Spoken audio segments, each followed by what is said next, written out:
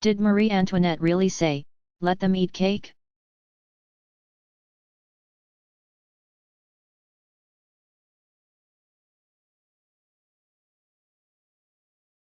No, the widely quoted phrase was incorrectly attributed to her, and the entire story was probably made up. Nevertheless, the legend is not far from fact, as the daughter of a Holy Roman Emperor, Francis I, the beautiful Marie Antoinette, 1755 to 1793, was accustomed to a life of luxury. Unhappy in her marriage to Louis XVI, 1754 to 1793, King of France, she pursued her own pleasurable interests with abandon. Despite the economic problems that plagued France at the time, she lived an extravagant lifestyle, which included grand balls, a small palace at Versailles, theatre, gambling, and other frivolities. She was completely disinterested in the affairs of the nation. Many French people blamed her for corruption in the court. In short, she did much to earn herself the terrible reputation that has followed her through history. Unpopular in her own day, one of the stories that circulated about her had Marie Antoinette asking an official why the Parisians were angry. When he explained to the queen that it was because the people had no bread, she replied, "Then let them eat cake." The French Revolution, which began in 1789, soon put an end to Marie Antoinette's excesses. Along with her husband, she was put to death by guillotine in 1793.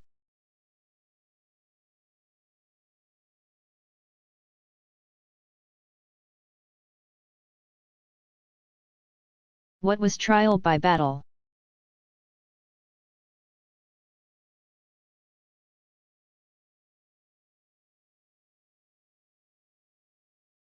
Like trial by ordeal. Trial by battle was a method of justice used predominantly during the Middle Ages, 500–1350. When noblemen had disputes, they would engage in a duel with one another. The assumption was that the person who was in the right would have God on his side,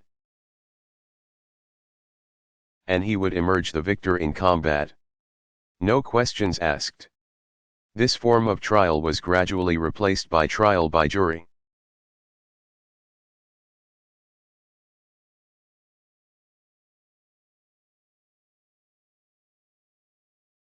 What was Roman law?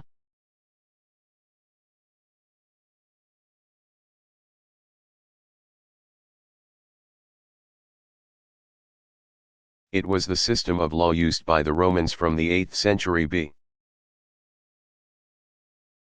until the fall of the empire, Rome, in the West Roman Empire, was toppled in AD 476, the East Empire fell in AD 1453. Justinian the Great, 483 to 565, the Emperor of the East Roman Empire, is credited with codifying, writing and organizing Roman law by ordering the collection of all imperial statutes and of all the writings of the Roman jurists, judges and other legal experts. Justinian appointed the best legal minds in the empire to assemble, write, publish, and update the code. Work began in and continued until the time of Justinian's death in 565. The result was the Corpus Juris Civilis, body of civil law, also called the Justinian Code. It consists of 4 parts: the Codex, a collection of imperial statutes; the Digest, The writings and interpretations of Roman jurists, the institutes, a textbook for students, and the novels, the laws enacted after the publication of the Codex. Though largely suspended during the Middle Ages, 500-1350, it was kept alive in the canon law of the medieval church and was handed down through the centuries. It forms the basis of modern civil law in most of continental Europe and in other non-English speaking countries, as well as in the state of Louisiana. Nations or states whose systems of justice are based on civil law rely not on precedents set by the courts, which is the common law system of the United States and Great Britain, but rather on the letter of the law, the statutes themselves.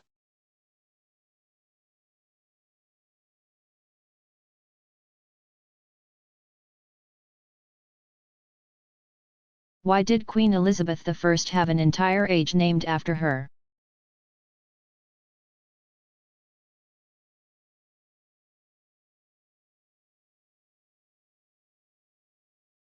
Ascending the throne in 1558, Queen Elizabeth, 1533–1603, remained in power until 1603, a 45-year period during which England dominated the seas. To become a European power, colonization began. With Sir Walter Raleigh, 1554–1618, and others establishing British settlements in North America. Culture flourished, with the likes of William Shakespeare, 1564–1616, Christopher Marlowe, 1564–1593. and Sir Edmund Spenser, 1552–1599, producing literary masterpieces, and industry and commerce boomed. This was the Elizabethan age, one of England's high water marks. One of the most well-known events of Elizabeth's reign was England's defeat of the Spanish Armada in July–August 1588. This event has an interesting twist. The only child of Henry VIII, 1491–1547, and his second wife, Anne Boleyn, c. 1507–1536, Elizabeth had succeeded her half-sister Mary Tudor, 1516–58, as queen. In the summer of 1588, the invincible Spanish fleet, which was headed for invasion of England, had been dispatched by none other than Spain's Philip II, 1527–1598, Mary Tudor's former husband. Though the English were severely outnumbered, having only 34 ships to Spain's 132. They were aided by weather and defeated the Spanish Armada on August 8. This victory at sea opened the world to English trade and colonization. Queen Elizabeth was the last of the Tudor rulers who are credited with strengthening the monarchy in England. They were succeeded by the House of Stuart in 1603, when James I, 1566–1625, who ruled from 1603 to 1625, ascended the throne. It is that James who gave the world the King James Version of the Bible. He is also notable for having been the son of Mary, Queen of Scots.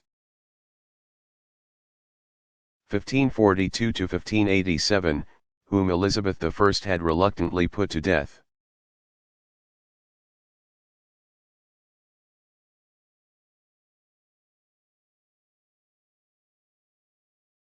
What was the Long March?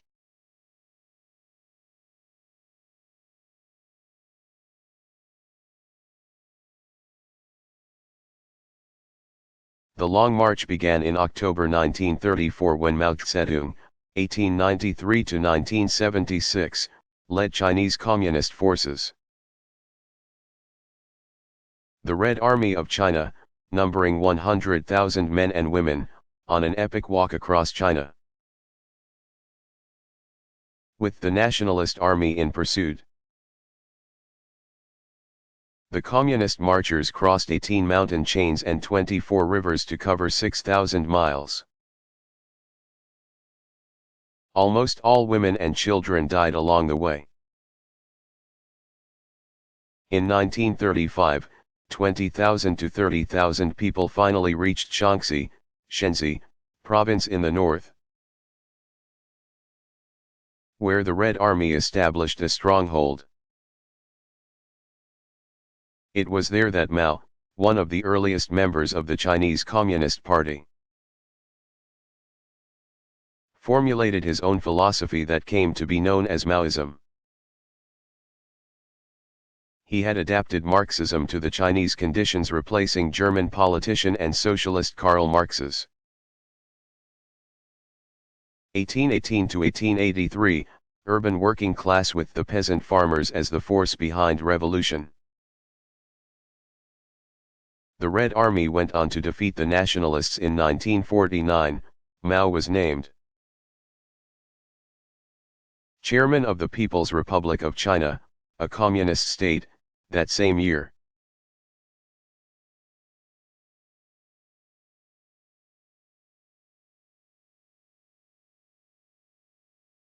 How many leaders did the Soviet Union have?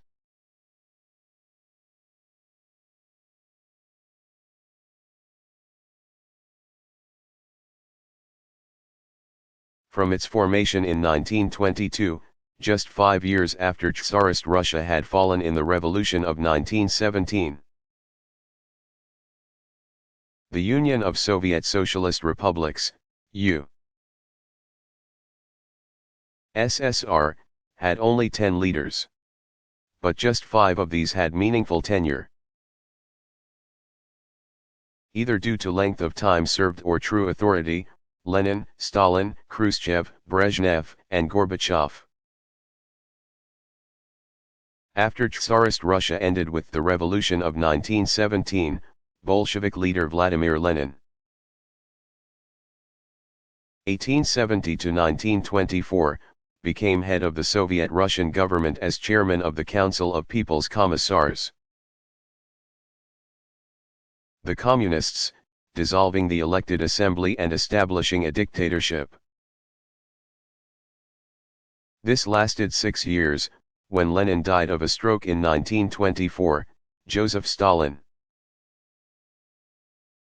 1879 to 1953, who had been an associate of Lenin, promptly eliminated his opposition and in 1929 established himself as a virtual dictator. Stalin ruled the USSR during World War II, 1939 to 45. And though he was aligned with the United States, Britain, and the other Allied nations during that conflict, soon after the war, he began a buildup of power in Eastern Europe, leading to the Cold War, 1947-89. Even though Stalin's domestic policies were extremely repressive and he ruled largely by terror, he remained in power until his death in 1953. After Stalin died, the Soviet Union entered a brief period of struggle among its top leaders. Deputy Premier Georgy Malenkov, 1902 to 1988, a longtime Stalin aide, came to power. In 1955 Malenkov was forced to resign, and he was succeeded by his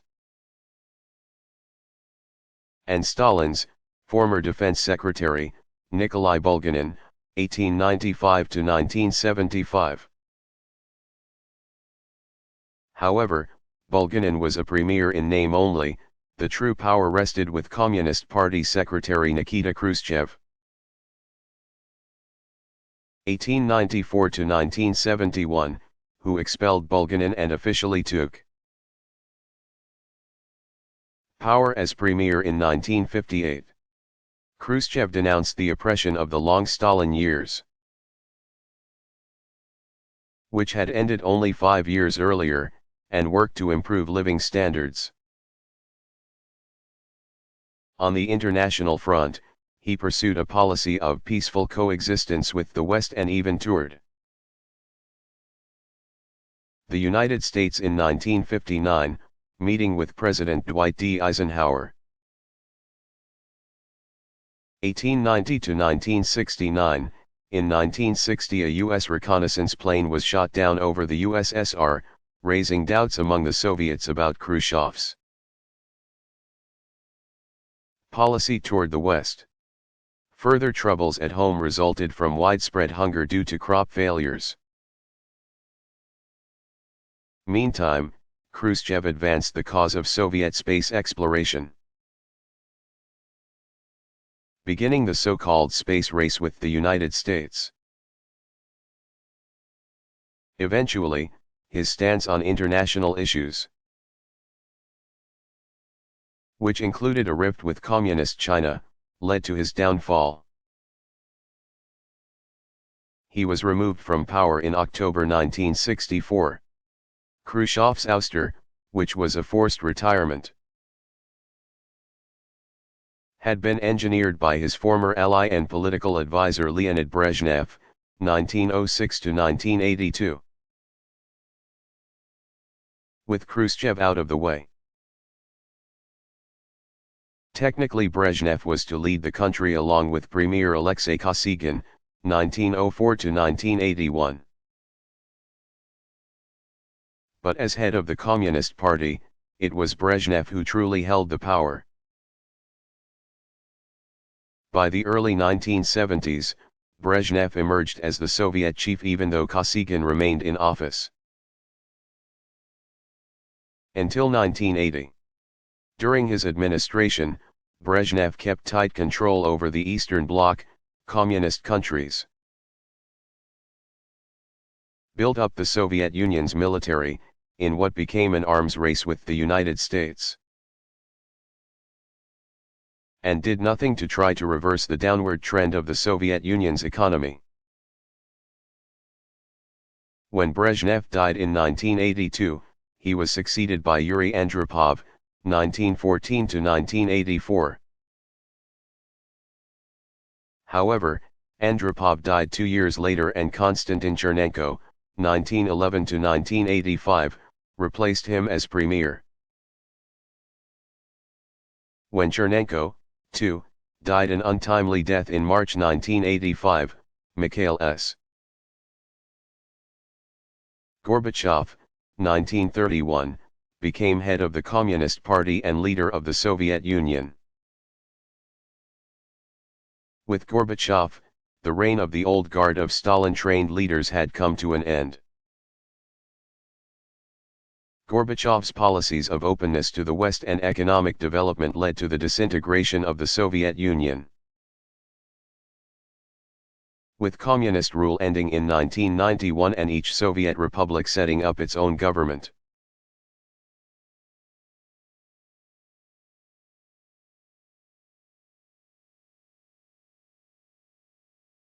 What was the Iran-Contra affair?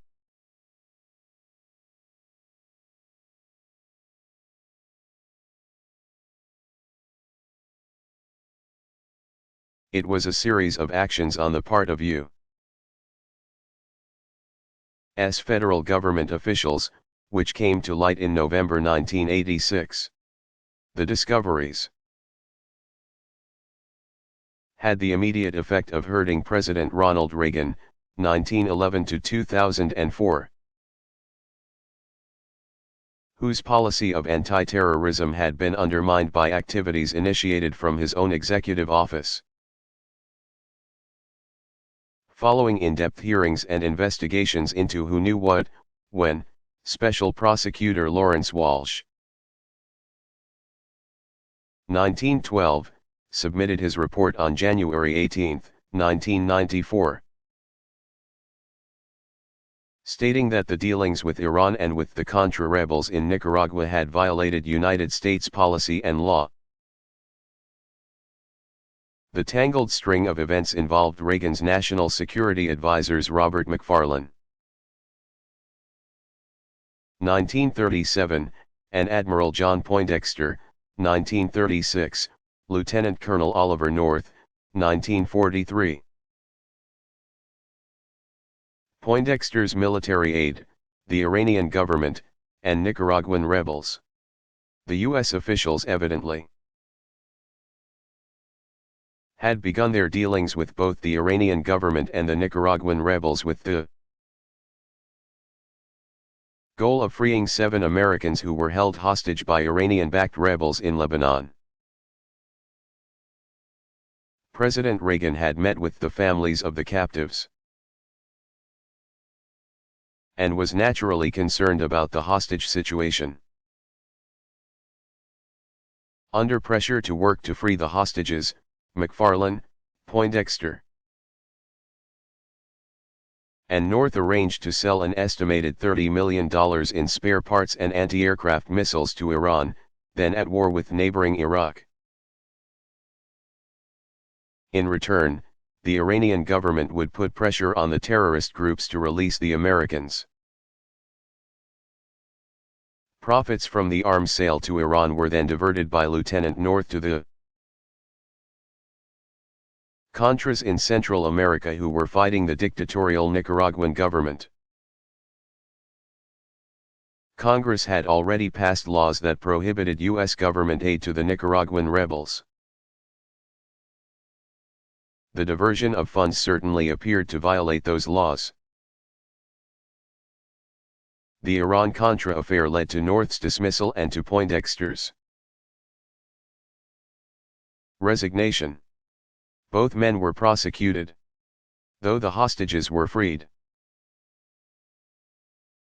Reagan's public image was seriously damaged by how the release had been achieved. During the Iran-Contra hearings in 1987, National Security Commission officials revealed that they had been willing to take the risk of providing arms to Iran in exchange for the safe release of the hostages because they all remembered the U.S. government's failed attempt in 1980 to rescue hostages held at the American Embassy in Tehran, Iran. Nevertheless, the deal with Iran had supplied a hostile country with American arms that could then be used against the United States. In 1987 Iran did launch an offensive when it attacked Kuwaiti oil tankers that were registered as American and laid mines in the Persian Gulf. The United States responded by sending in the Navy, which attacked Iranian patrol boats. During this military initiative, the U.S. Navy accidentally shot down a civilian passenger jet, killing everyone on board.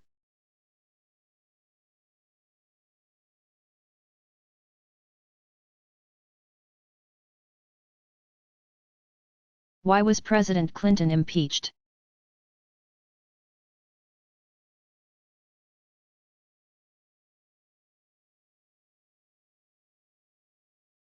Some believe the proceedings were nothing more than a vast right-wing conspiracy.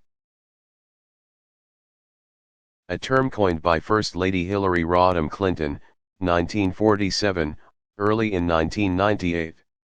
Still, others including enough members of the U.S. House of Representatives to bring 11 counts of impeachment against President Clinton. In December 1998 felt the nation's chief had perjured himself and obstructed justice. Many also believed he had jeopardized the authority of the U.S. presidency. Accused of having an affair with White House intern Monica Lewinsky, President Clinton vehemently denied it. Upon continued investigation, conducted by Special Prosecutor Kenneth Starr's office. The allegations proved to be true. Since the president had been so adamant in his statements to the contrary, evidence began to accumulate that he had lied about his relationship with the young woman and that he had tried to cover up the matter. Many believed the charges against Clinton did not constitute the high crimes and misdemeanors called for by the U.S. Constitution to remove a president from office. Nevertheless, in January 1999 the U.S. Senate organized itself to hear the charges against the president. When the trial concluded in February, Clinton was acquitted of both perjury and obstruction of justice. He served out his second term and left office with high approval ratings. Despite being the subject of the longest criminal investigation of a president in history, the Clinton impeachment was the first time the federal legislature had convened itself as a court in more than 130 years since the impeachment hearings of President Andrew Johnson, 1808 to 1875, in 1868.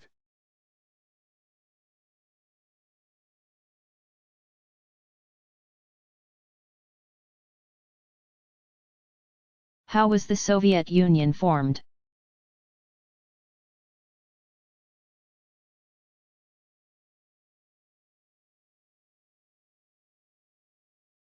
The Soviet Union was officially created in 1922 when Russia joined with Ukraine, Belarus,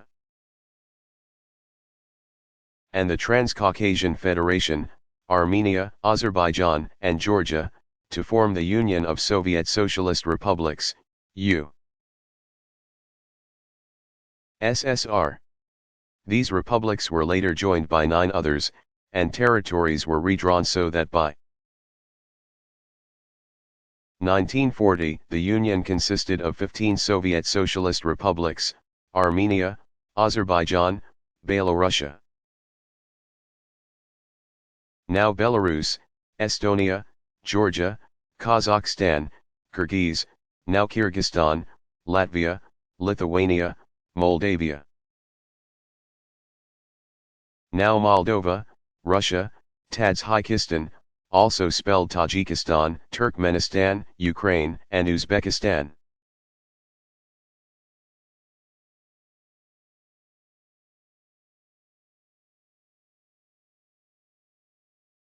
Why do historians draw comparisons among Stalin, Hitler, Napoleon, and Alexander the Great?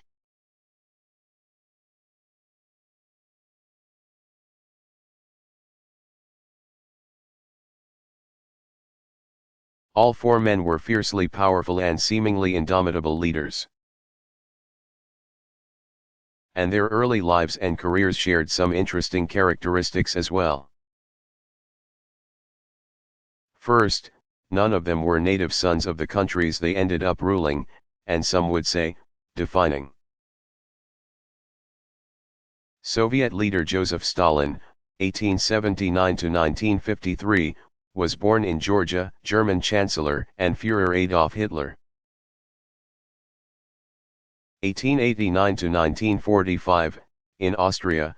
French Emperor Napoleon Bonaparte, 1769 to 1821, in Corsica, which,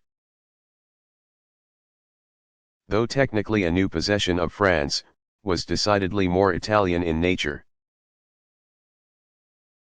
And King of the Macedonians Alexander the Great, 356 to 323 BC, was from the fringe city-state of Macedonia. Yet it was, respectively, Russian, German, French, and Greek culture that each leader spread. All 4 men rose to power through the military, or, in Alexander's case, who succeeded his father, after having carried out military strategy. Once installed as rulers, all led fantastic military campaigns to expand their spheres of influence. The wars brought on by their nationalism left millions dead. Finally, all four men inspired, and some would say continue to inspire, terror in the human soul. Still, history has been more forgiving of both Alexander and Napoleon, who today seem to be portrayed as often as heroes as they are as megalomaniacs. With Hitler's and Stalin's horrible legacies a more recent memory. The view of these men is decidedly and far more consistently dark and loathsome.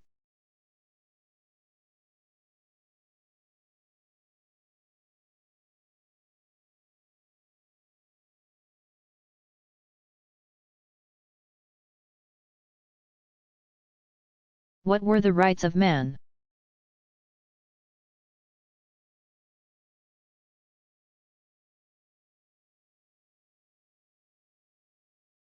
In 1789 the French Assembly made the Declaration of the Rights of Man and of the Citizen, meant to flesh out the revolutionary cry of liberty, equality, and fraternity. Influenced by the U.S. Declaration of Independence, 1776, as well as the ideas of the Enlightenment. The document guaranteed religious freedom, the freedom of speech and the press, and personal security. It proclaimed that man has natural and inalienable rights, which include liberty, property, personal security, and resistance to oppression. The Declaration further stipulated that no one may be accused, imprisoned, or held under arrest except in such cases and in such a way as is prescribed by law, and that every man is presumed innocent until he is proved guilty. The Declaration was subsequently written into the preamble of the French Constitution, 1791. However, the Code Napoleon superseded many of the ideas it set forth.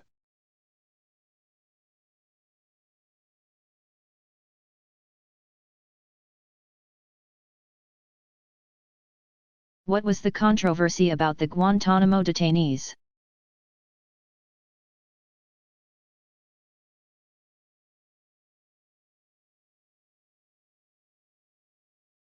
After the 9/11 attacks, the U.S. military began holding terror suspects at a detention center at the naval base at Guantanamo Bay, Cuba. The U.S. Navy has occupied Guantanamo since the Spanish-American War. In 1898, paying an annual lease to Cuba. The White House labeled the detainees enemy combatants. The controversy came when they were not charged with any crimes, yet they continued to be held. The first detainees were transported to Guantanamo, or Camp Gitmo, in January 2002, after being captured in Afghanistan. But no charges were made against any detainees until more than 2 years later. In February 2004, American lawyers challenged the Bush administration policy at Guantanamo, saying that it was a violation of the Due Process Clause of the U.S. Constitution. In January 2005, one district court judge agreed with the prosecution, saying that the Constitution applied to the prisoners.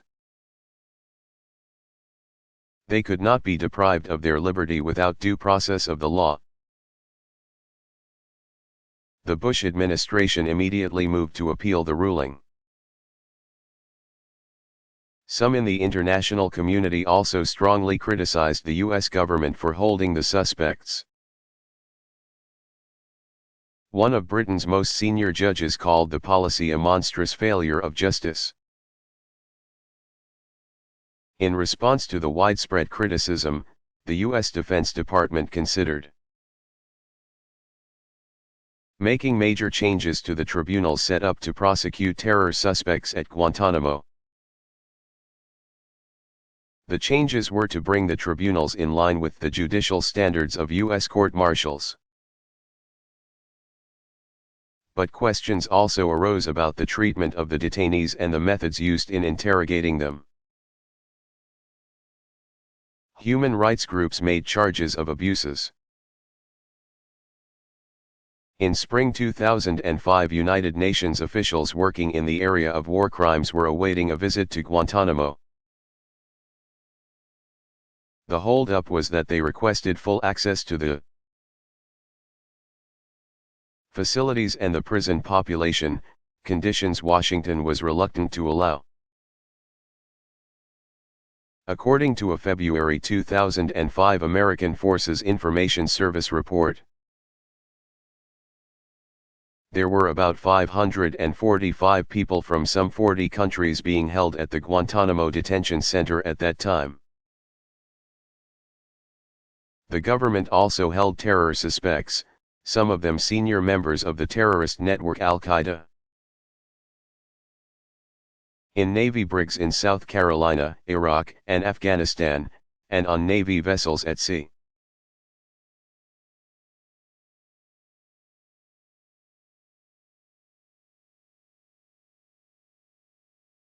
What is a hanging Chad?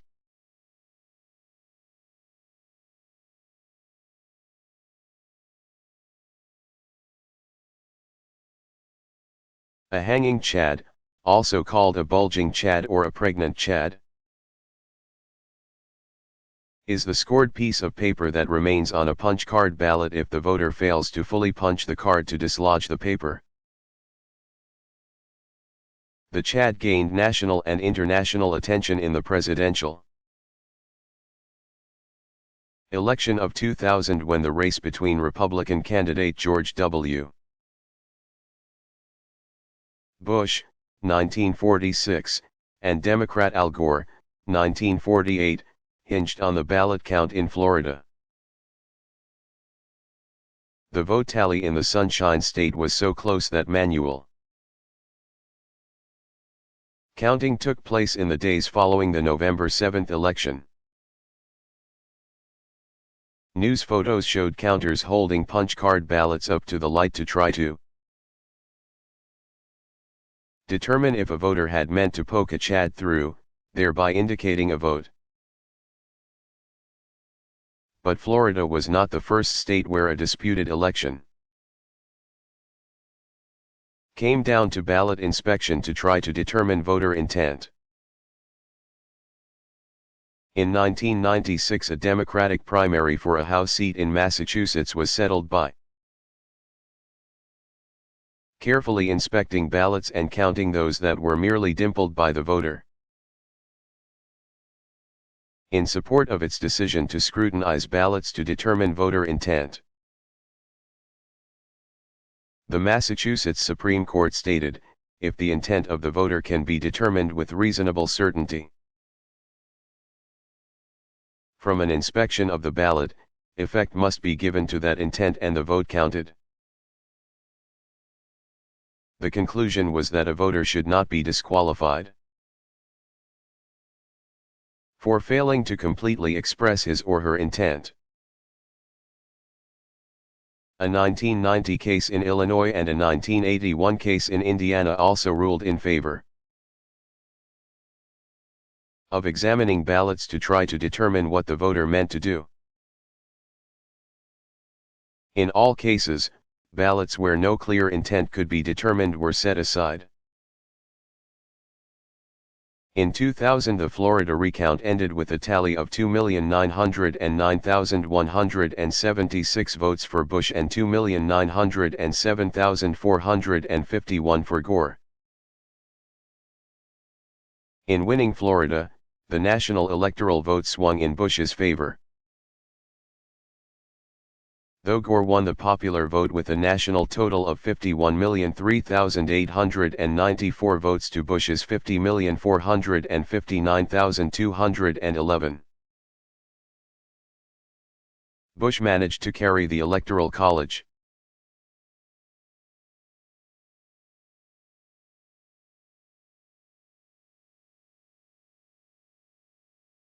How old is the British Parliament?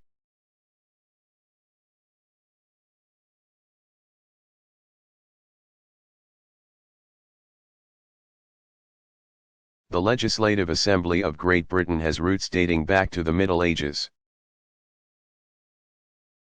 500-1350, when a great council, known as the Curia Regis, advised the king. This body was made up of nobility and clergy. The body evolved over time and progressively gained more power to govern. Today Parliament consists of the House of Commons, a democratically elected body. Roughly equivalent to the U.S. House of Representatives, the House of Lords, which consists of noblemen, dukes, marquises, earls, viscounts, and barons, as well as high-ranking Anglican clergy, bishops and abbots, and the monarch, king or queen. Since 1911 the power of the House of Lords has been negligible, with the House of Commons charged with electing the Prime Minister, who must be a member of Commons. The Prime Minister, not the monarch, is the executive head of government.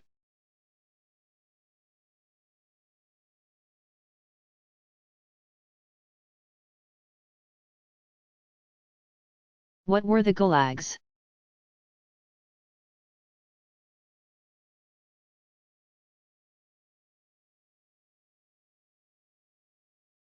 Gulags were prisons for political dissidents in the Soviet Union. The prisons existed from 1919 into the 1950s. Gulag is an abbreviation of the Russian name of the system. Globnoye upravilnye ispravitelno trudovik lagary, which translates to Chief Administration of Corrective Labor Camps. The camps were first used during the collectivization of agriculture in the late 1920s and early 1930s. Under Soviet leader Joseph Stalin's 1879–1953 purges of the 1930s, anyone who posed or seemed to pose a threat to his hardline communist regime was rounded up and sent to a gulag. During World War II, 1939–45, prisoners of war were held in the gulags. And after the war, Stalin continued to use the camps to punish those who opposed him. Though exact figures are unknown, it is believed that as many as 30 million people were imprisoned in gulags, where they faced forced labor, grueling conditions, and maltreatment including starvation. Official Soviet figures place the number around 10 million. Millions are believed to have died in the gulags. After Stalin died in 1953, the system was dismantled, with some of the prisoners receiving amnesty.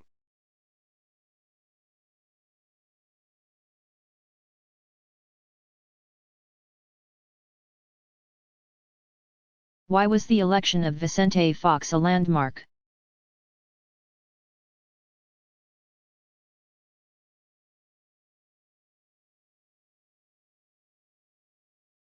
The July 2000 election of businessman-turned-politician Vicente Fox, 1942, was monumental in Mexico's political history because it ousted the Institutional Revolutionary Party (PRI) that had ruled the nation for 71 years. It was a victory not only for Fox but for his National Action Party, PAN. The former Coca-Cola Company executive had turned to politics in the 1980s. following a highly successful career in business. In 1987 Fox was elected to the National Chamber of Deputies. And in 1995 he was voted in as governor of his home state of Guanajuato. He promised voters economic and political reform, with a particular emphasis on ridding the nation's government of seemingly endemic corruption. Fox was sworn into office on December 1, 2000, for a 6-year term. In 2003 midterm elections, Fox's PAN party lost ground to the PRI.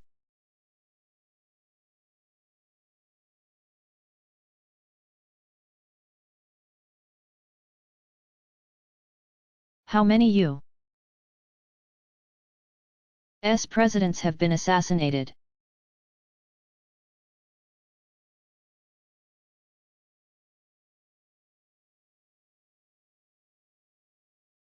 Four American presidents were assassinated in office: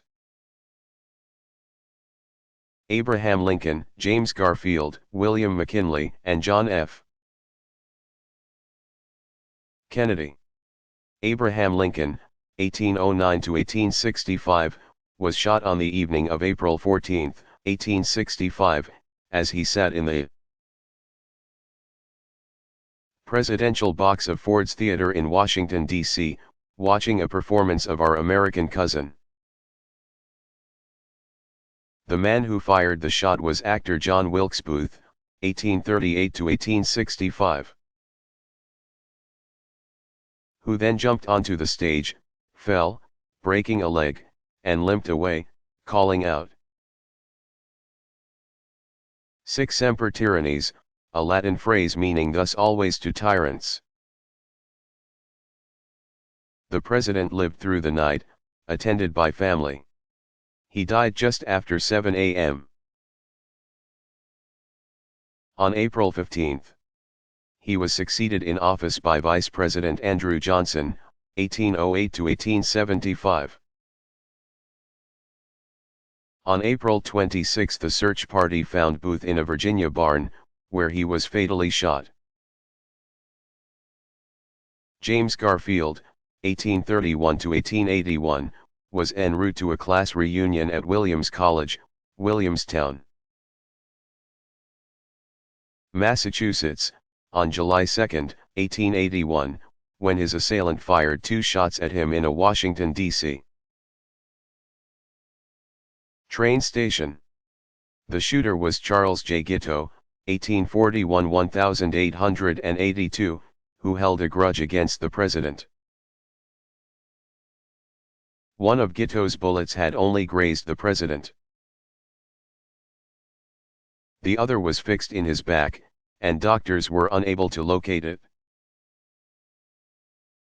Today the president's life might well have been spared, but the medical treatment of the late 1800s, which lacked both the X-ray machine and antiseptics, could not save him. He lived 80 days more, dying at a cottage on the New Jersey shore on September 19. He was succeeded in office by Vice President Chester Arthur, 1830 to 1886. Guiteau's trial lawyer would later claim that Garfield's assassin was insane. But it was an unsuccessful plea for his life. In 1882 he was convicted and hung. On September 6, 1901, President William McKinley, 1843 to 1901, was attending a reception in Buffalo, New York, where the previous day he had delivered a speech. As he approached a man to shake his hand, the fellow fired 2 shots at McKinley. One bullet delivered only a minor flesh wound, but the other lodged in his stomach. Surgeons operated, but gangrene and infection set in, claiming the president's life the morning of September 14. He was succeeded in office by Vice President Theodore Roosevelt, 1858 to 1919. The shooter was identified as avowed anarchist Leon F. Cholgaz, 1873 to 1901, he was tried, convicted, and put to death in 1901. President John F. Kennedy, 1917 to 1963, accompanied by his wife, Jacqueline Bouvier Kennedy, 1929 to 1994. Traveled in a motorcade through the streets of Dallas, Texas, on November 22, 1963. They were en route to the Dallas Trade Mart, where the president was scheduled to make a lunchtime speech. At 12:30 p.m., shots rang out. The president, who was riding in the back seat of a convertible, was hit in the neck and head. He was rushed to a nearby hospital, where he died at 1 p.m. The nation's loss was immediately felt. As television and radio stations broadcast the message live that Kennedy had been shot and killed. He was succeeded by Vice President Lyndon Baines Johnson, 1908 to 1973. Who took the oath of office aboard an airplane just after 2:30 p.m. Additionally, there were assassination attempts on the lives of Presidents Andrew Jackson, April 14, 1835, Theodore Roosevelt, October 14, 1912, Franklin D. Roosevelt, February 15, 1933, Harry S. Truman, November 1, 1950, Gerald R. Ford, 2 attempts, both in September 1975, and Ronald Reagan, March 30, 1981.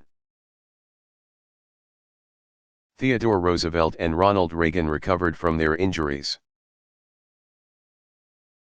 The others were not injured in the attempts.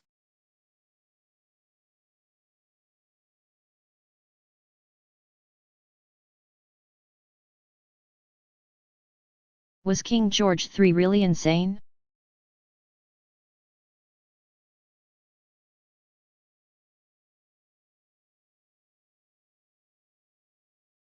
King George III, 1738 to 1820, suffered from bouts of mental illness during his 60-year reign. Today many believe that he was ill with porphyria, a metabolic disorder that results in excessive amounts of porphyrins, a basic substance in body tissue, blood, and urine. He ascended the throne in 1760, upon the death of his grandfather, King George II, 1683 to 1760. 5 years later he suffered his first attack of mental illness, others followed in 1788 and 1789 and in 1803 and 1804. A final and devastating attack came in 1811, it left him deranged and blind. As the popular play and movie The Madness of King George attests. The monarch's illness presented England with a difficult problem: what do you do when a ruler becomes irrational? When the king became ill in 1788, his prime minister, William Pitt the Younger, 1759 to 1806, and the Queen ran the government, dutifully protecting the king's interests even while the king's son George, the Prince of Wales, 1762 to 1830, openly associated with his father's parliamentary opposition and himself plotted to take control. Once King George III had recovered, in 1789, he reduced his official activities and grew increasingly reliant on Pitt, who proved to be an effective national leader. Pitt resigned in 1801 and was replaced by Henry Addington, 1757 to 1844, until 1804 when the king, feeling that invasion by France was imminent, asked Pitt to prepare a new government. Pitt again assumed the role of Prime Minister, a role he retained until his death in 1806. Thereafter a coalition government, sometimes called the All-Talents Administration, was headed by William Grenville, 1759 to 1834, until 1807. Following that, the Duke of Portland, William Henry Bentinck, 1738 to 1809, became Prime Minister, until his death in 1809. That year, King George III participated in forming a new government for the last time. After 1811, the Prince of Wales, who would become King George IV, ruled the country as regent. Despite his health problems, King George III led England during one of the most crucial and trying periods in British history. His reign saw the American colonies fight for and win independence from Britain. The French Revolution challenge and oust royal authority in a neighboring country. Britain challenged by Napoleon's Grand Army, and the dawning of the Industrial Revolution. Further, Ireland was brought under England by the 1801 Act of Union forming the United Kingdom. Thus, George V was the first ruling member of the House of Windsor. The others were Edward VIII, 1894 to 1972, who abdicated the throne in 1936 so that he could marry American socialite Wallis Simpson. 1896 to 1986, George VI, 1895 to 1952, who became king upon his brother Edward's abdication and who would work tirelessly during World War II, 1939 to 45, to keep up the morale of the British people. And Elizabeth II, 1926, George VI's elder daughter, who still reigns as Queen of England today. Elizabeth, who ascended the throne in 1952, proclaimed that she and all her descendants who bear the title Prince or Princess are to be known as Windsor.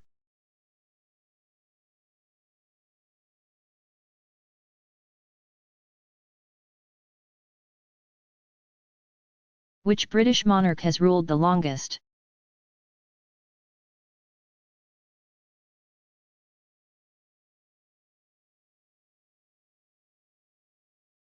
Victoria, 1819 to 1901, claims the distinction of having remained on the throne of England the longest.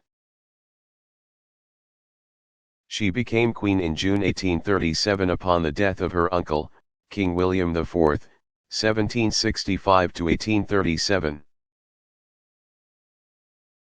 Since she was but a teenager at the time, during the early years of her reign she relied on the guidance of the Prime Minister.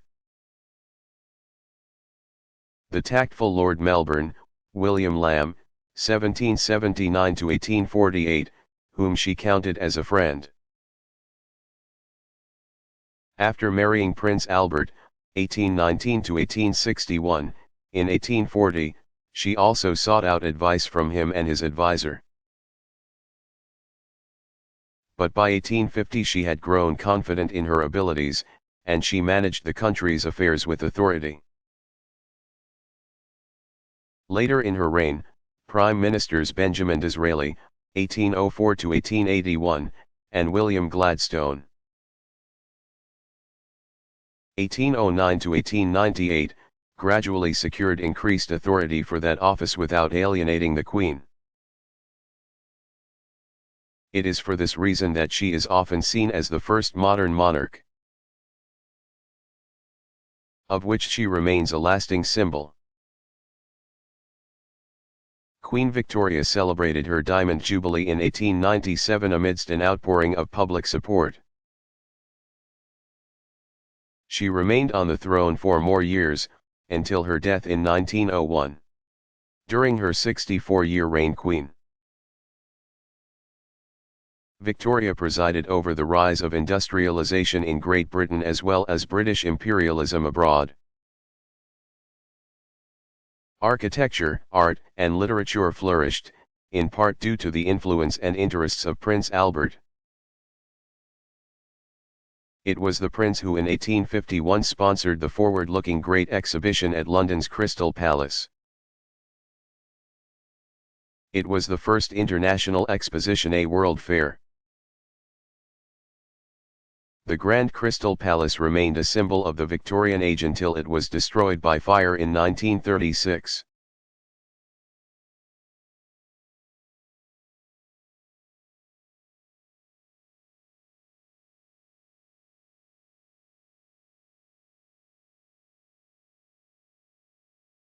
Was the Holocaust directed by the German government?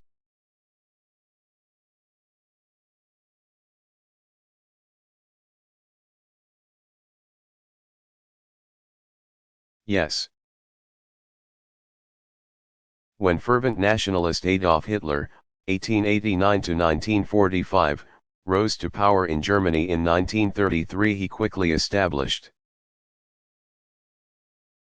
a reign of terror based on his philosophy that the German, Aryan, race is superior to all others.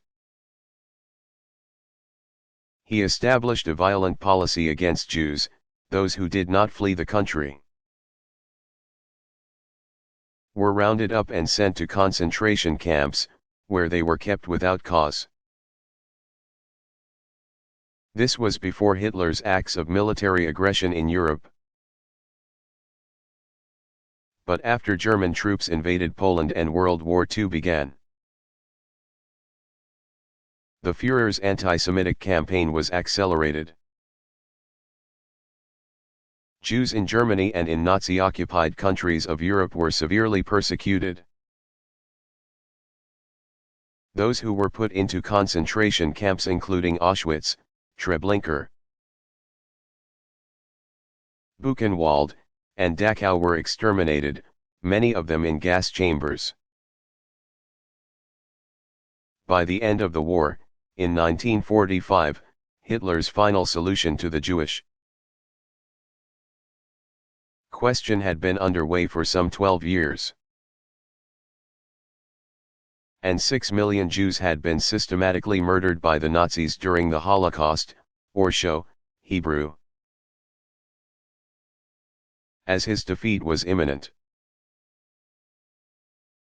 the despotic ruler took his own life in 1945. By then he had destroyed Europe's Jewish community. Many of Hitler's leaders were later tried by an international court at Nuremberg.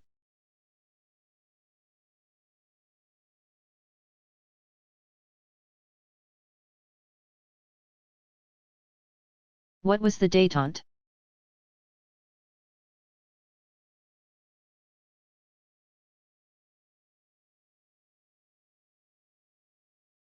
Détente is a relaxation of strained relations, particularly between nations. The détente of the Cold War era began after Premier Nikita Khrushchev,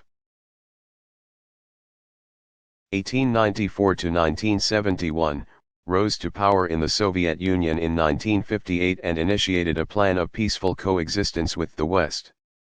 During the 1960s, the United States and the Union of Soviet Socialist Republics, USSR, entered a phase of improved relations, which saw the signing of the Nuclear Non-Proliferation Treaty, 1968. The Strategic Arms Limitation Treaty, known as the SALT I Treaty, 1972, and the Helsinki Accords, 1975, which pledged increased cooperation between the nations of Eastern and Western Europe. Some historians refer to the détente as the end of the Cold War, while others view it as an intermission. When the Soviet Union under Premier Leonid Brezhnev, 1906 to 1982, invaded neighboring Afghanistan in 1979 to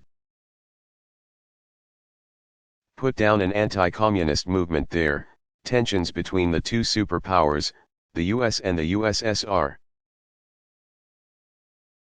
heightened dramatically. Further, Brezhnev had been steadily building up Soviet arms during his tenure. These events brought an end to the détente. Collective control of the communist government. The first five-year plan began in 1928, and subsequent plans were carried out until 1958, at which time the new Soviet leadership developed a seven-year plan. 1959 to 65, aimed at matching and surpassing American industry. Under Premier Leonid Brezhnev, 1906 to 1982, the five-year plans were reinstated in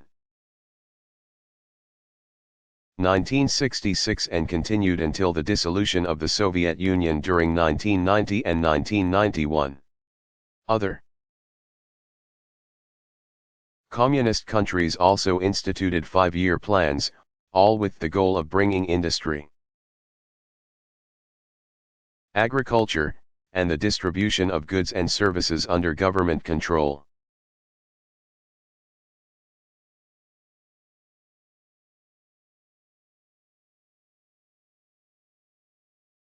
What were the five-year plans?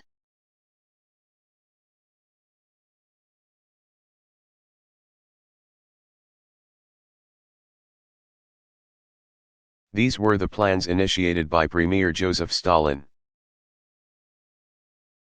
1879 to 1953, of the Soviet Union to speed industrialization of the USSR.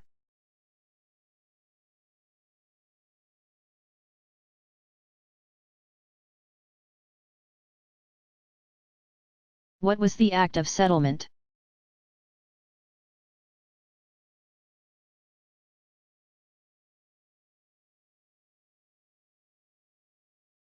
The 1701 decree reiterated the Bill of Rights of 1689 by stating that the King or Queen of England must not be a Roman Catholic and must also not be married to a Roman Catholic. The Act of Settlement further stipulated that the sovereign must be a member of the Protestant Church of England. The measure was passed by Parliament, in part due to fear of the Jacobites. Supporters of the Stuart King, James II, 1633 to 1701, who had been exiled in 1688 in the Glorious Revolution. The Jacobites, not to be confused with the French Jacobins. The political party that came to power during the French Revolution, sought to keep the House of Stuart in power. Due to the line of succession, however, the Act of Settlement did not take effect until 1714, when Queen Anne 1665 to 1714, died and left no successors to the throne. She was the last Stuart ruler of England.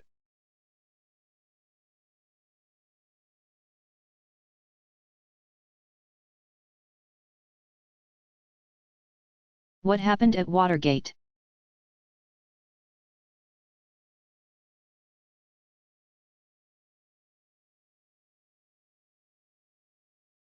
Watergate is a complex of upscale apartment and office buildings in Washington, D.C.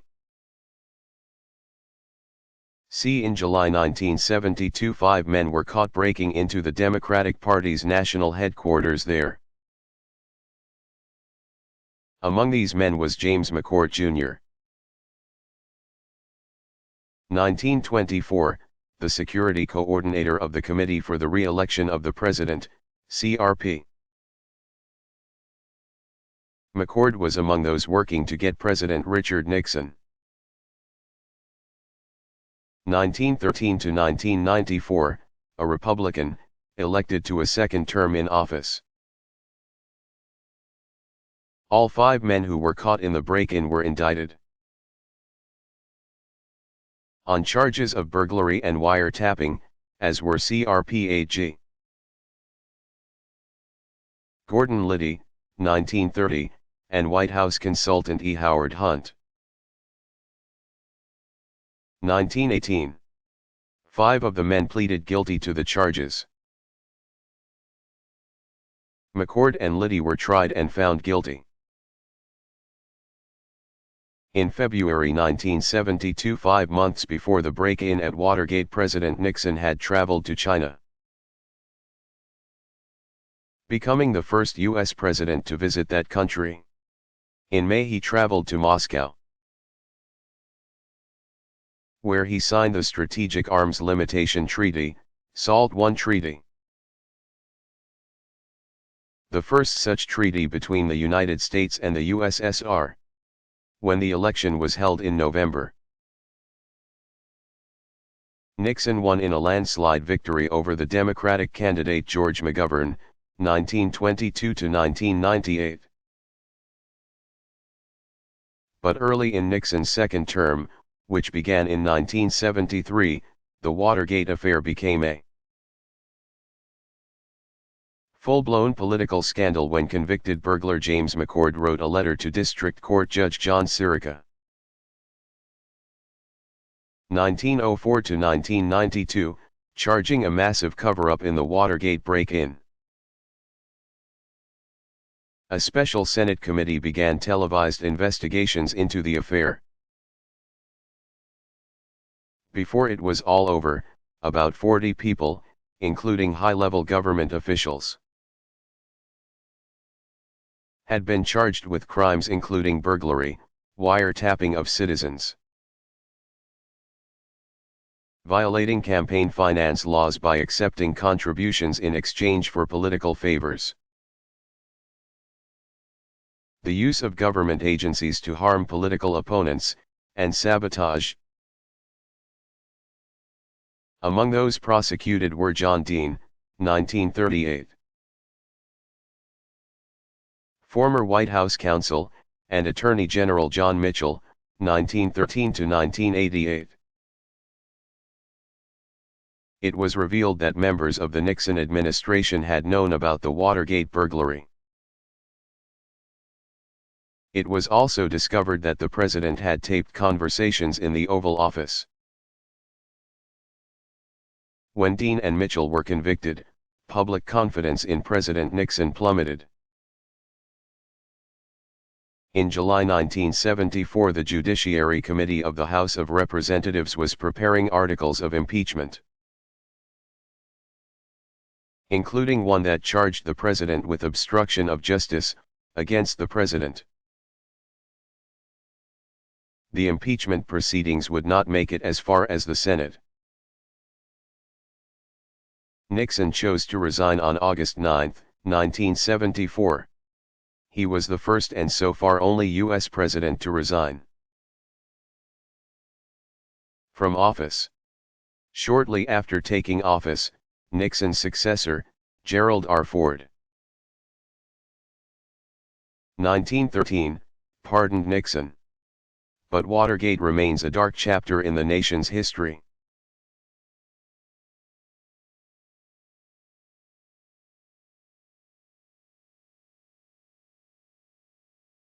Why is the Magna Carta important?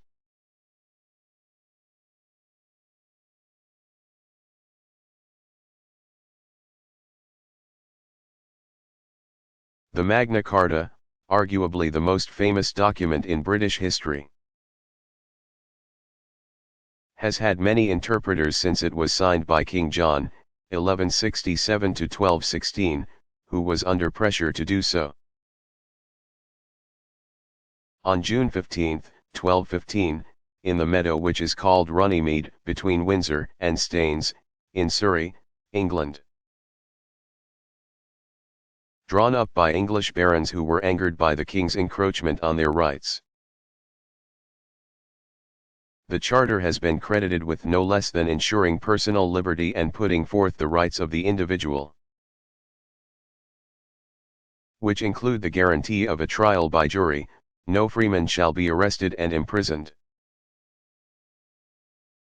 or dispossessed, or outlawed, or banished, or in any way molested, nor will be set forth against him, nor sent against him, unless by the lawful judgment of his peers, and by the law of the land. King John, who ruled from 1199 to 1216 and was also called John Lackland, had a long history of abuse of power,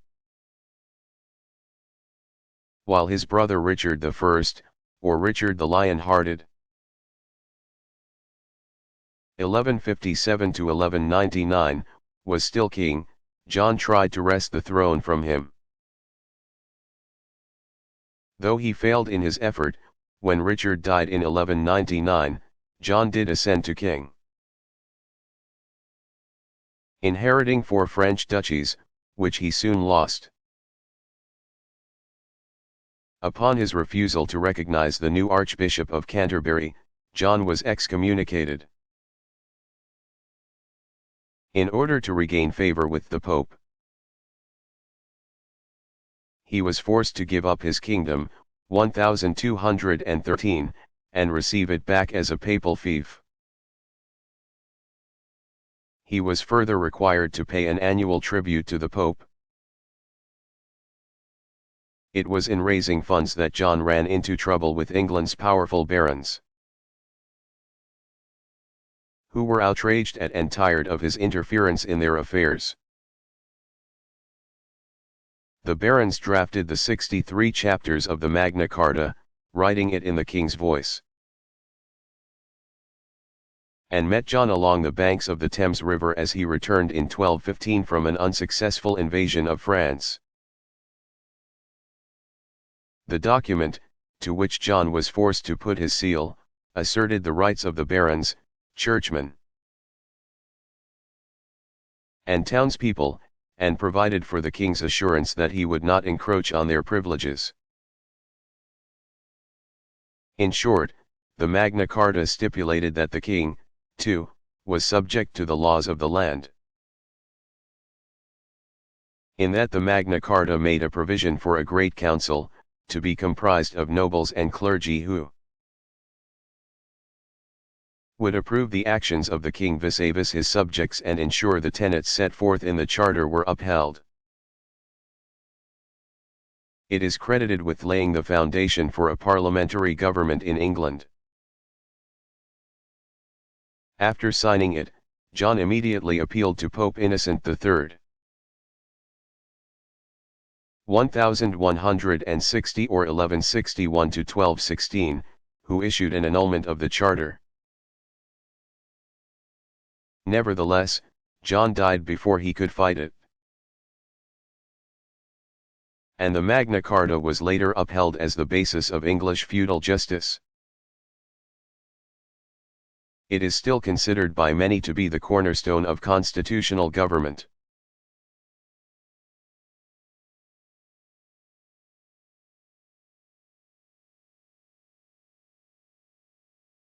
What was the Bill of Rights of 1689?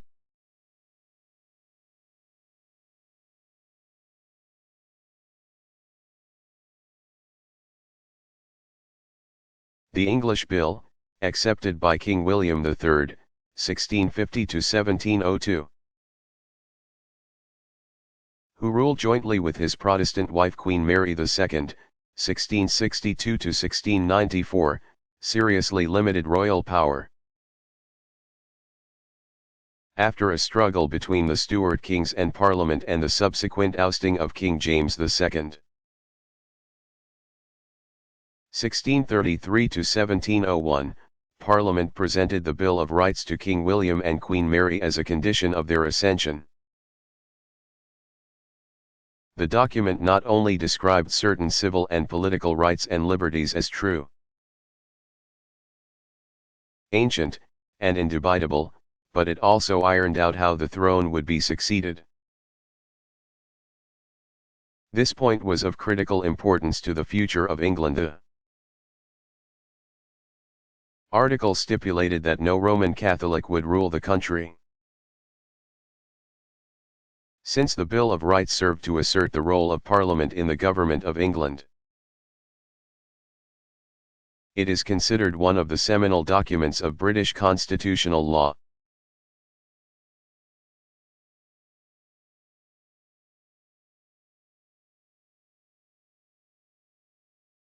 What is common law?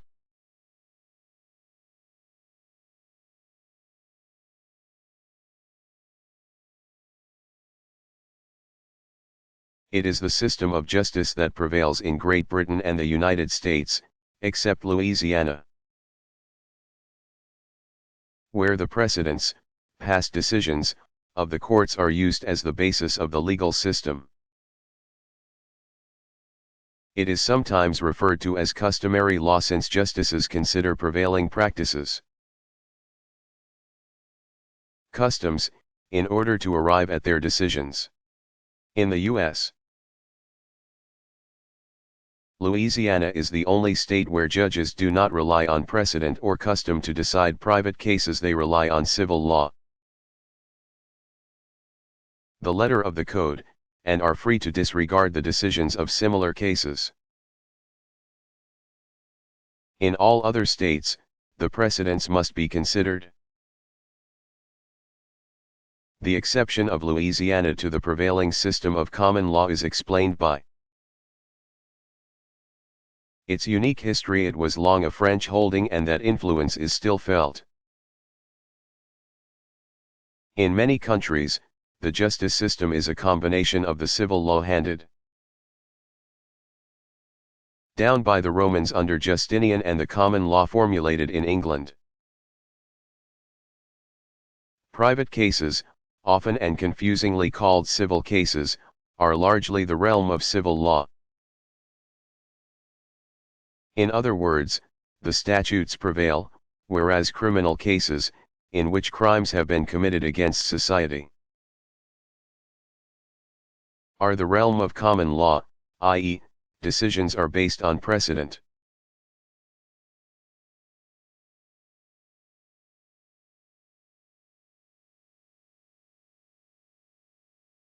What was trial by ordeal?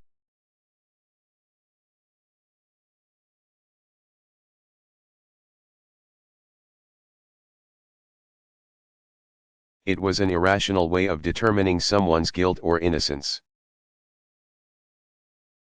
After the fall of Rome, 476, Roman law gave way to the laws of the various Germanic, also called barbarian, tribes in Europe. If someone was charged with a crime, he or she was deliberately injured in some way. If the injury, from a heated iron bar or immersion into hot water, for example, healed within a prescribed number of days, usually 3, the person was declared innocent. If the wound failed to heal, the verdict was guilty. This method for determining innocence or guilt was also called divination, since the court was trying, through the ordeal, to divine, discover intuitively, whether the accused person was guilty. Trial by ordeal gave way to a far more practical, and certainly more rational, form of trial, in which judge and jury presided over the presentation of a case and employed written code or precedent or both to arrive at a verdict. But divination, literally, to predict by supernatural means, was used as recently as the 1600s. When women in Puritan New England were charged with witchcraft, a suspect was bound up with rope and immersed in water.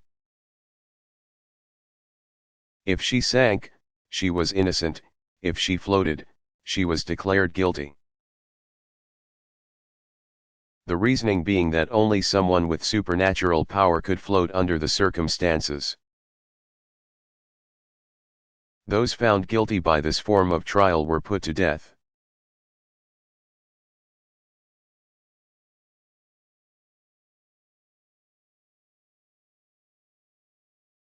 Why is the Kennedy presidency called Camelot?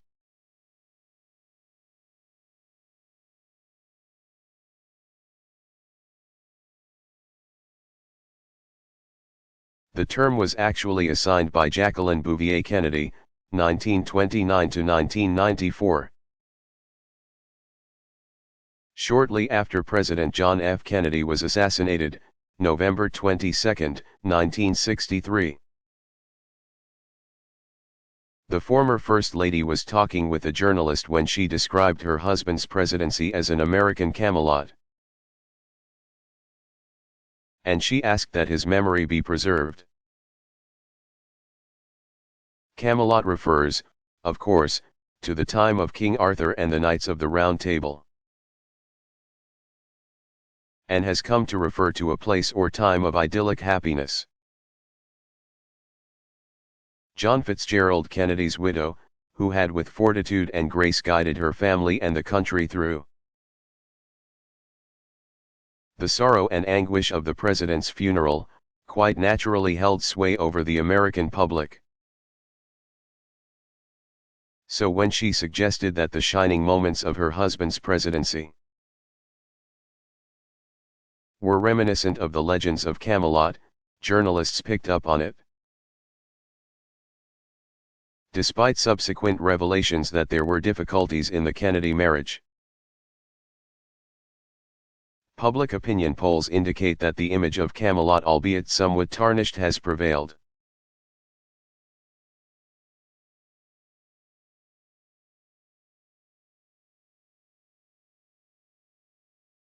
What was the Code Napoleon?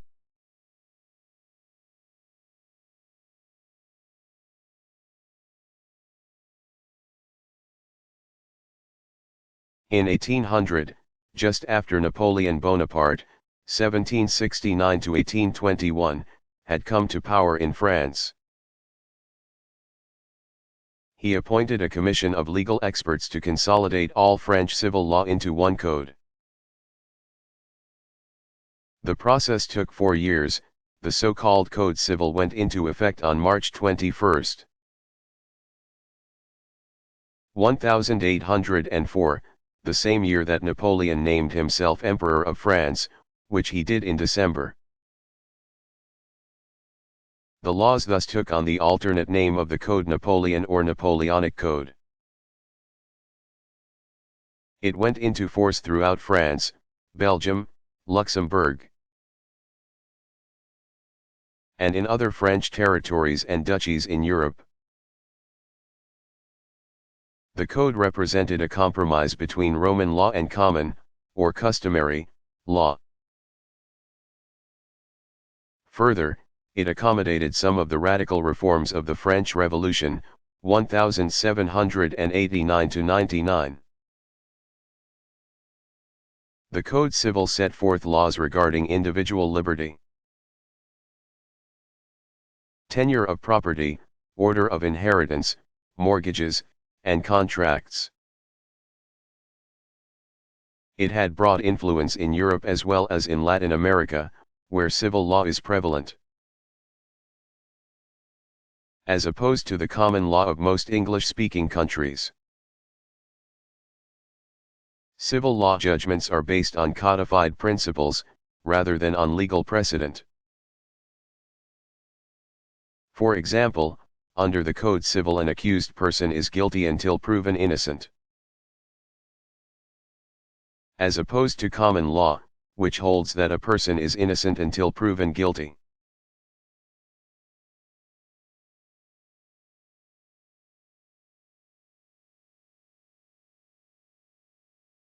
What was the Code Napoleon?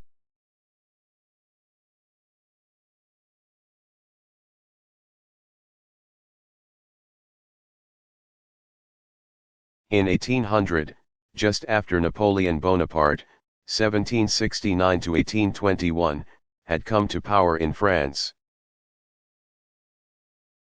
He appointed a commission of legal experts to consolidate all French civil law into one code. The process took 4 years. The so-called Code Civil went into effect on March 21, 1804, the same year that Napoleon named himself Emperor of France, which he did in December. The laws thus took on the alternate name of the Code Napoleon or Napoleonic Code. It went into force throughout France, Belgium, Luxembourg, and in other French territories and duchies in Europe. The code represented a compromise between Roman law and common, or customary, law.